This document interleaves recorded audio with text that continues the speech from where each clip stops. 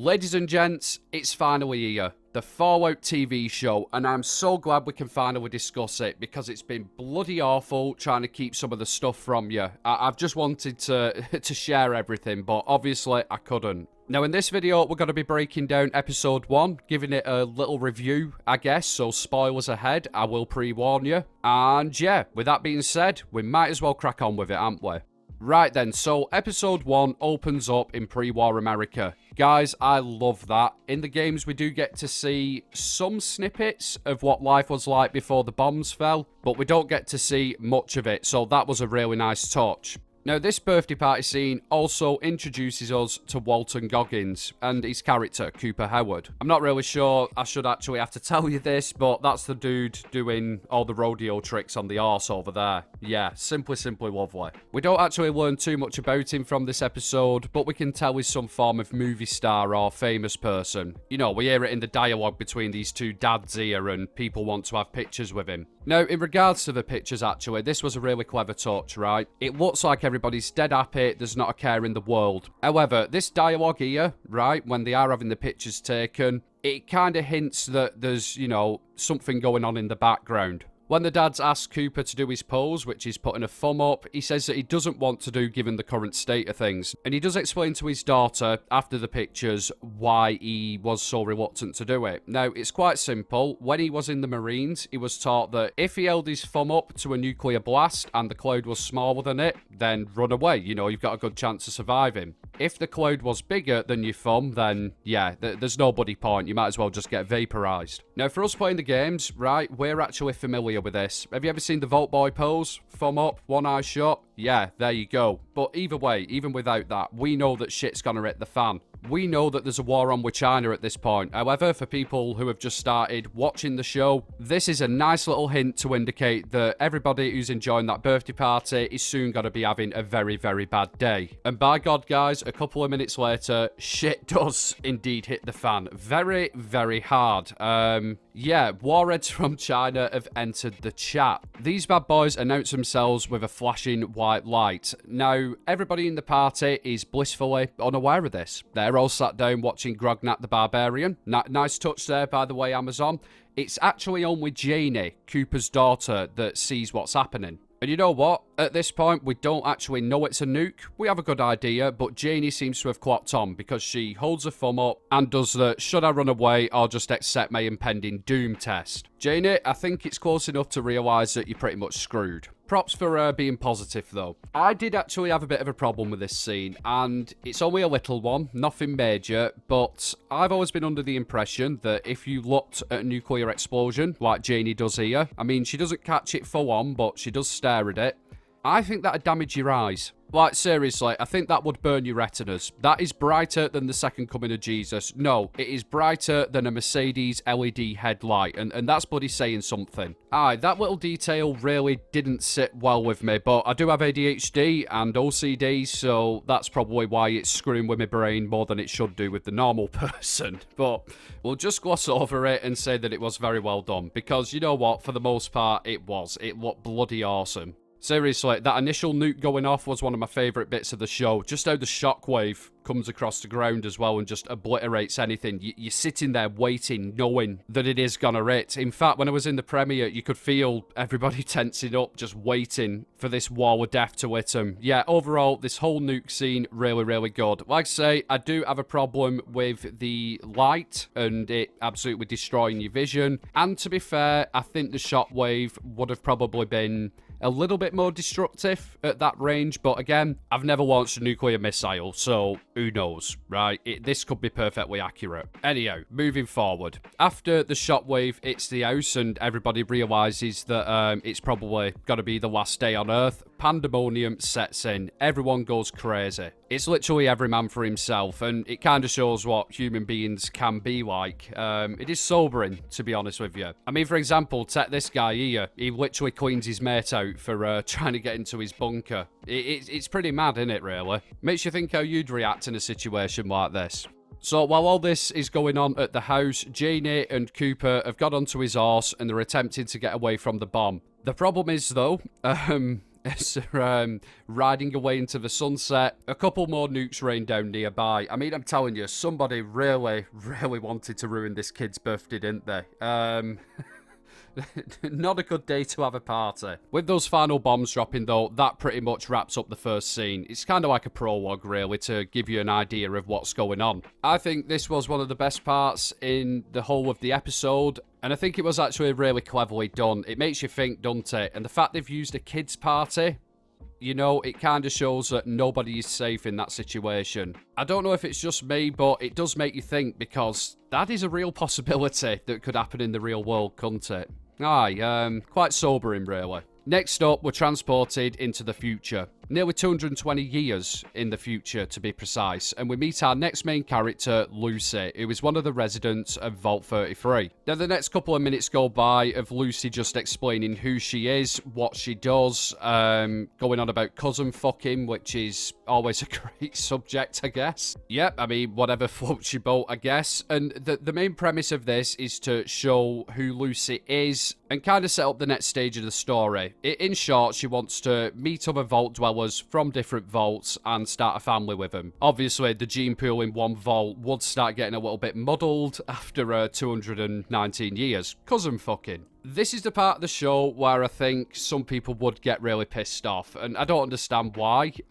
Listen, right, I'm not one who's very...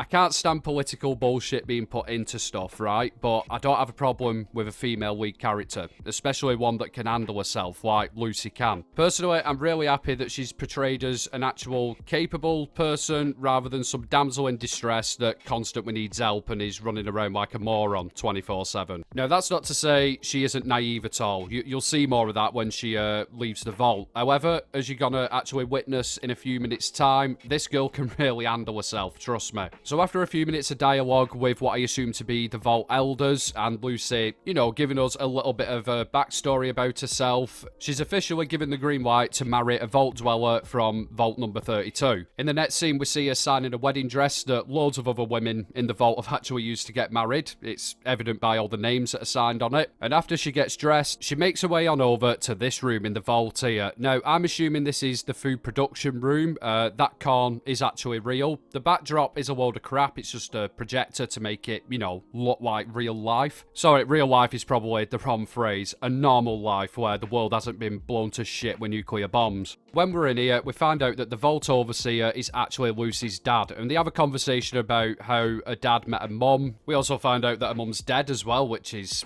lovely. And we also learned that her dad is actually from another vault, which is Vault 31. And him and Lucy's mum got married to, you know, broaden the gene pool a little bit. Kind of like what she's doing here now. This is actually pretty mad, this, because you don't actually see vaults intermingling with each other much in the Fallout games. In fact, I don't think I've seen it at all. I think there is something along them lines in the earlier ones, but I've never played them. So I couldn't tell you. Let me know down in the comments. But yeah, it's a cool scene because it just expands the universe a little bit, so I didn't mind it. Anyhow, from here, Lucy, her father, and a number of other Vault dwellers head on over to the entrance of Vault 32 to meet up with her future husband and some residents from Vault 32. I'm not sure what's going on here, right? I've never seen two vaults join together like we're seeing here. These guys have not left Vault 33 and gone to another vault. This is a tunnel connecting them both, I'm assuming. As I say, guys, I have never seen this in any of the games. I've never seen anything similar, but there was a lot of vaults across America, and for the most part, they were pretty screwed up and had some form of sinister experiment behind them. This could be something to do with that, or it could just be part of its design. I do not know, guys. Hopefully we'll find out some more in future episodes, but I will say that is definitely a unique vault. Usually they are standalone units and they're miles apart from each other, but like I say, hopefully we'll find out. So after a quick conversation with this bloke here, a conversation about cousin fucking, I mean, there's a theme here, ain't there? The door to Vault 32 gets opened, and in walk the Vault dwellers, including the Overseer from Vault 32. In and amongst all of these Vault dwellers is Lucy's future husband, who they refer to as a breeder, which is absolutely fucking fantastic, to be honest with you. What a job title. Also, what are your qualifications, sir? I can fuck! I mean, yeah, that's a pretty a pretty solid job, that. Sorry, no idea what that was. Moving on swiftly. Yeah, Lucy's actually quite happy with her husband. He's not some mutated-looking freak. He's actually quite a handsome chap, so she's a very happy lady. For the next 10 minutes, it's all about the wedding celebrations, and everything seems to be going extremely well. Her dad gives a nice speech, there's cake being eaten, everybody's dancing. Yeah, all seems well in Vault 33. There is a bit of a strange aura around the newcomers, though. There's just something not quite right about them, and it's going to become evident why very shortly, trust me. But before all of that, Lucy takes her new husband back to her room, and inevitably, they end up shagging, because that's what his job is, and she's sick of shagging her cousin all the time, so she needs something a bit different. Yeah, there's only so many times you can commit mild incest in your lifetime. So while Lucy's getting railed by this stranger she met about 20 minutes ago, sounds like a night out around Wigan, that, actually.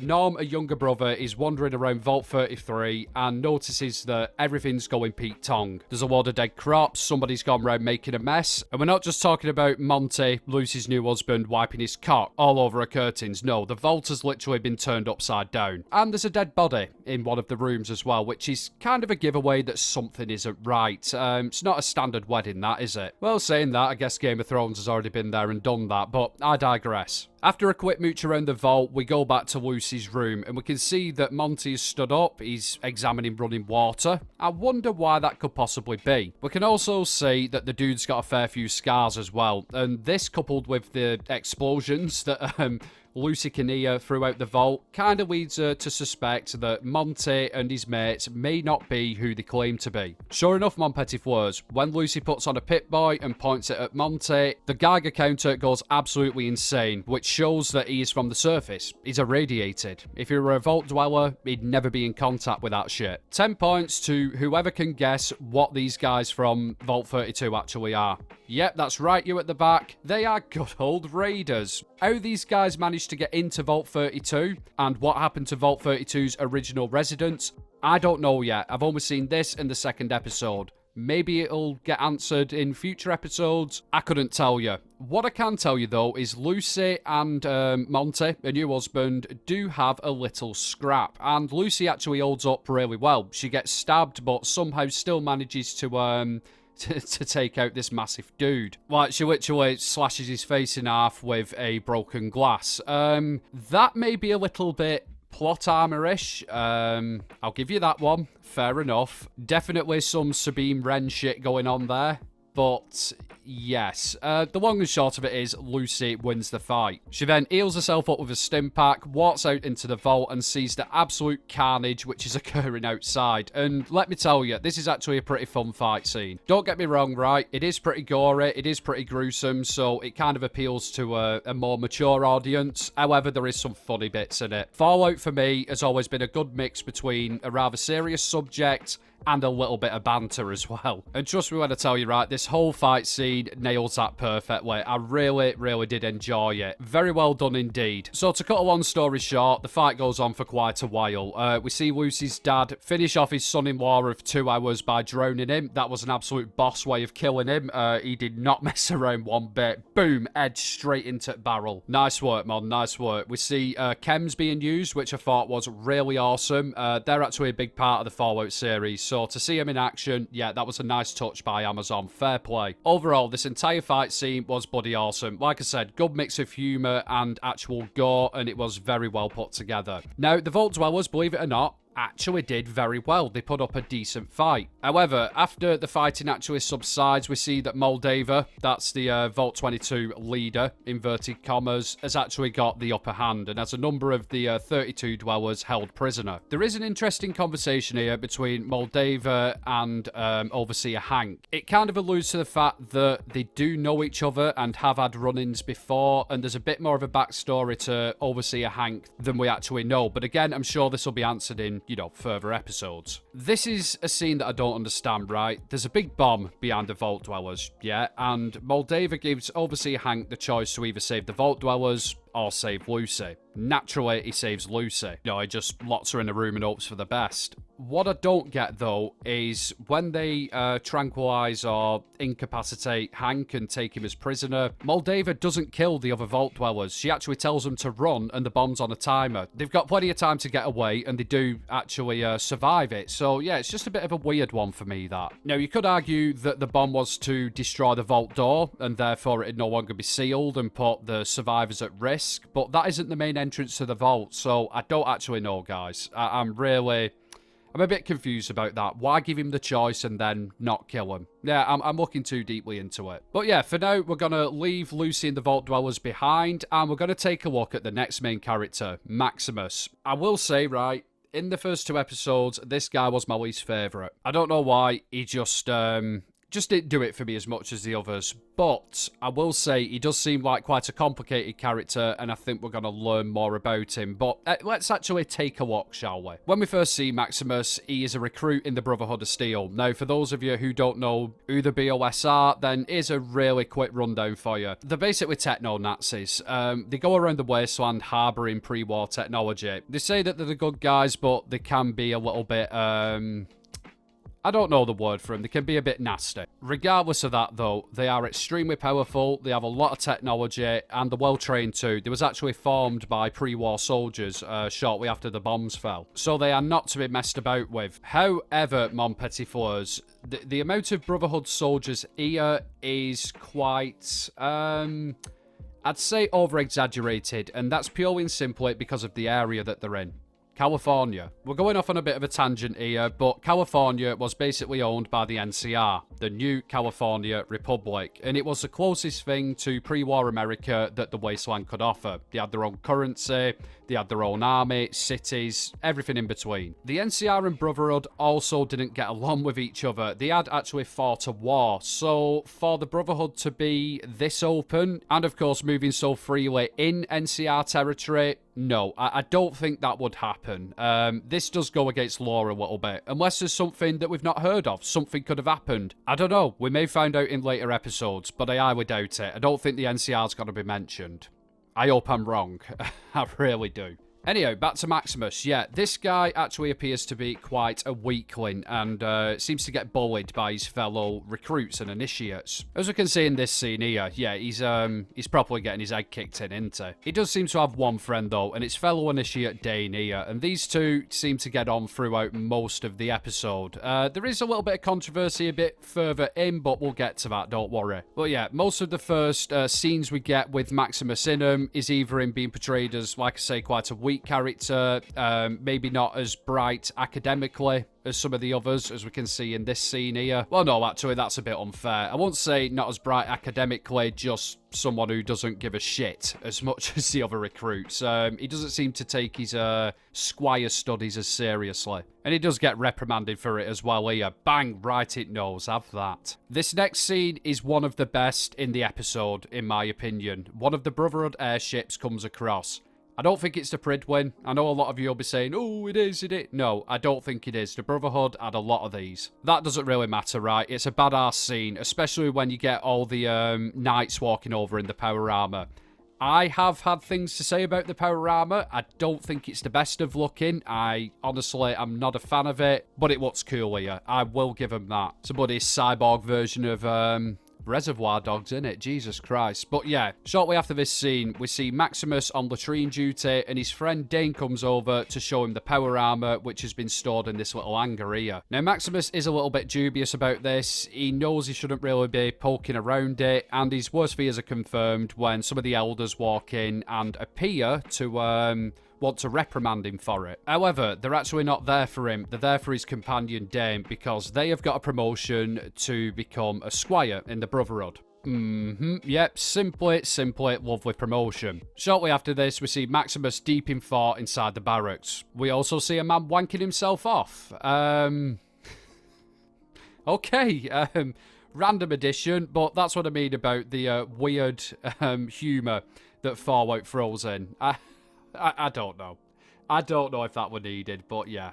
It gave me a laugh. From outside the barracks, we hear some commotion, and this is where Dane tells everybody that they have indeed got a promotion. I'm also a poet, and I didn't know it, believe it or not, but anyhow. Maximus doesn't seem too happy about this. In fact, later on when we see him doing latrine duty, he takes his anger out on a toilet seat. I mean, you're just screwing it up for everybody there now, aren't you? I mean, why would you do that? People like Maximus are the reason we can't have nice things, guys. All jokes aside, though, this shows that Maximus does have quite an angry side to him, and this becomes more evident in the next scene. Now, it is left ambiguous as to who did this, but I think we can say it was Maximus. When Dane goes to put the boots on in the morning, it turns out somebody has put razor blades in them, effectively crippling them and stopping them becoming a squire. Now, like I say, it is left ambiguous. We don't know if he did it at all, but all his fellow recruits do say it was Maximus, and when he's pulled in for questioning, the elders do seem to believe it as well. However, we'll have a look at that scene when we come to it. For this moment in time, we're going to go back to Vault 33 and check out how them guys are doing over there. And it's very much how you'd expect it. The few survivors that are left are going around cleaning up the vault, they're painting over blood stains, they're throwing the dead bodies into compost, and Lucy's currently stitching a wound back together. Fast forward a couple of seconds and we can see the vault survivors all huddled together, deciding on what the next best course of action is. Lucy wants to send a search party to the surface to hunt for her dad, but most of them are very reluctant to do so. I mean, you would be, wouldn't you? Why would you, want to risk any more people? Not one to be dissuaded, though. Lucy recruits the help of her brother and her foot buddy cousin, and they do actually formulate a way to get out of the vault. While they're at the door, her cousin does seem to get a little bit clingy, though, and she's forced to tranquilize him. But other than that, everything goes smoothly. A few of the elders and the vault dwellers do try to stop her, but Lucy makes her way out of the vault anyway, and she ends up here on Santa Monica Pier. Again, I'm a poet and I didn't know it. It's an absolute bloody art form, I tell thee. This is the last we're going to see of Lucy in Vault 33 in episode 1. The last few minutes are all going to be about Maximus, and it starts off with him getting interrogated by one of the elders of the Brotherhood and by one of the knights. They're basically asking him, was he the one that injured Squire Dane in order to take the place? Apparently, all of the Brotherhood initiates have said that it was Maximus, and it does seem that the Elder fully believes it, and he wants to condemn Maximus. For his part, though, Maximus actually gives a really convincing speech, I guess you could call it, to the Elder, saying how the Brotherhood give him a home, and he would die for him if needs be. This actually makes the Elder promote Maximus into Dane's place as Knight Titus's squire, instead of punishing him. This is what I mean about Maximus being quite an interesting character. It is pretty obvious that he's done it, but he's very good at manipulating. I think he's going to be one to watch. Even in this scene here where he's having a conversation with Dane, they don't even believe that Maximus did it. I mean, there could be some suspicion there, but I think Maximus is going to be one to watch. I think he's going to be really interesting. While I'm not a massive fan of him at the moment, I'll give it a few more episodes. Anyhow, towards the end of the episode, we see Maximus getting branded with Titus's symbol. I'm not sure why they do that. I've never seen that in the games either, but it is what it is. Yep, somewhat different, new series altogether. But that pretty much wraps up Maximus for this episode too. However, there is one last scene with him that I want to go over with you. This is where he's getting his mission, and this is very important because that's how the three characters meet up together. The three main characters, anyway. The basic gist of it is an Enclave operative has escaped from the custody of the Commonwealth Brotherhood. Now, this is really cool for a number of reasons, right? One, the Commonwealth is mentioned, which is cool. That's the location for Fallout 4, for those of you who have not played the games. Nice to see places like that being brought into this universe as well, because the Brotherhood does have quite a big presence there. The other really cool thing is the Enclaves mentioned. Now, they are the big baddies of the Fallout world. Think of them as a continuation of the American government. More specifically, a shadow government. Now, a quick rundown for you. I'm not going to go into detail. The Enclave was actually formed before the bombs dropped, and it was a cabal of like really rich and influential people, politicians, a bit like what you call the Illuminati these days, or the World Economic Forum. Not only that, guys, the Enclave had a hand in the creation of Project Safehouse, so they do have some control over the vaults as well. That's been established in a number of games. But above all that, right, they are extremely dangerous. With them being a continuation of the government, the soldiers are very well trained. The levels of technology that they possess are just incredible. It's beyond anything that anybody has in the Wasteland. Maybe the Institute could match them, but it's a close run thing. They're also very xenophobic as well. They hate everyone who isn't them. right? Every other person in the wasteland is an irradiated outcast to them, basically. And they have tried and failed on a number of occasions to wipe out everybody in the wasteland who is even slightly irradiated. Yeah, they are, they're pretty nasty pieces of work, depending on your point of view. Now, what really excites me about this, around this time in the Fallout universe, the Enclave were pretty much devastated. There weren't many of them left. They'd had a war with the Brotherhood and had the teeth kicked in two separate locations, actually. The main base of operations, the oil rig, that had been destroyed by a Vault Dweller a number of years earlier. So, to hear them being mentioned again, it does kind of get me excited, because are we going to see them as a full-fledged military force, or is it just going to be the dude that we see in episode 2? I don't know, but it gives me hope, guys. A hope that I'm sure some of you are going to absolutely destroy in the fucking comments section. So thank you in advance for that. Thank you very much. So with that, guys, Maximus jumps into the Vertibird with his knight Titus, and they go off on the first mission together. Simply lovely. Okay then, so to wrap up this episode, we go back to the Ghoul character, aka Cooper Howard, because yes, the guy that you saw at the beginning, you know, the cowboy dude with a lasso, he is still alive, and he's now a bounty hunting ghoul. Although we are jumping ahead a little bit there, let's see how he actually comes back into the show, because it's pretty friggin' weird, this.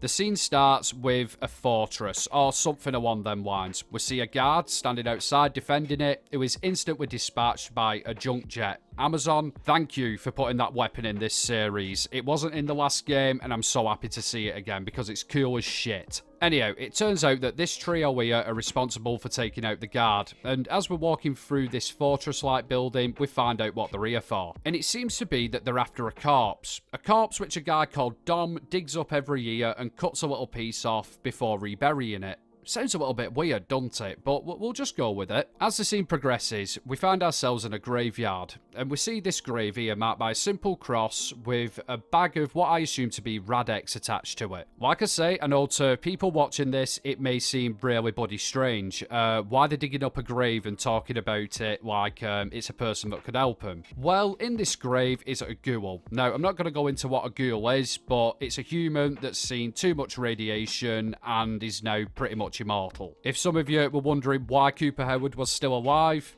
it's because he's ghoulified. You'll see him in a minute. Now, before they dig him up, the people that are here to actually rescue him, I think you could use that word. Nah, probably not. Are very concerned that he may be a feral. Now, a feral ghoul is, it's a ghoul that's lost its marbles. They're no longer capable of reasoning with people, and they will just attack on sight. They're pretty much what you'd consider a zombie. Yeah, that's pretty much the best way of putting it. That's the reason why these guys have brought along a chicken. They think that feral ghouls can't resist, you know, attacking a chicken. But believe me, if Walton Goggins' ghoul was indeed feral, you wouldn't need a chicken to tell. They are absolutely psychotic. Well, of course they are. They've got no brain left. Now, despite the reservations of the people that have come to dig up Cooper Howard, they do go ahead and pull him out from his grave. They have a conversation, and it's quite evident that he is not indeed feral. Although he does pay a lot of attention to the chicken, but I think he's doing that on purpose to try and intimidate him. Now then, it turns out the whole reason that these, I'm not even sure what they are, mercenaries? Yeah, we'll go with that. The whole reason why they're here to dig up Cooper Howard is to use him on a job. As I said before, guys, at this point in his life, Cooper Howard is a very well-known bounty hunter, and these mercenaries over here want to get him in on a job. The ghoul doesn't seem to want anything to do with it, at least nothing to do with it with these guys involved anyway. So after a bit of a heated discussion that turns violent, Walton Goggins' ghoul manages to wipe out all three of the mercenaries that came to dig him up. How's that for gratitude, eh? The scene and episode then ends with Cooper Howard walking out of the graveyard, leaving the chicken alive on the floor. Well, at least the chicken survived, innit? That's a turn up for the box. And there you go. That is pretty much a rundown of the episode with the important parts covered. Now, I've never done these before, so if you want to see more of them, let me know. If you don't, again, tell me down in comments. I won't be offended. So what are my overall thoughts of episode 1? Yeah, I actually really enjoyed it. I'm not a massive fan of the power armor. I've said that before, and I will stick to that. I just don't think it looks realistic enough. It didn't look too bad in this episode, though. The characters, for the most part, yep, I did like them. Some of the backing characters did an absolutely phenomenal job. I'm not a massive fan of Maximus yet, but I do think he has potential. I'm looking forward to seeing what he does in future episodes. But overall, yeah, I was very impressed. Them opening first scenes with the bombs dropping, that was bloody epic. That I absolutely loved it.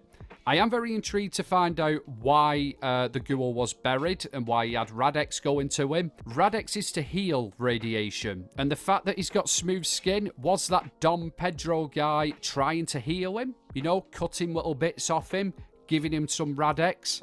I don't know, but that is one of the most interesting points I took from this. I don't know why, it's just, it's intrigued me a lot. Anyway, guys, thank you very much for watching. I hope you're enjoying the series so far. Please let me know your initial thoughts down in the comments. I am intrigued to know. And like I said, let me know if you want to see any more of these breakdowns. If you found it enjoyable, then, yeah, just tell me. I love you and leave you, and I'll catch you at next one. Have fun, everybody.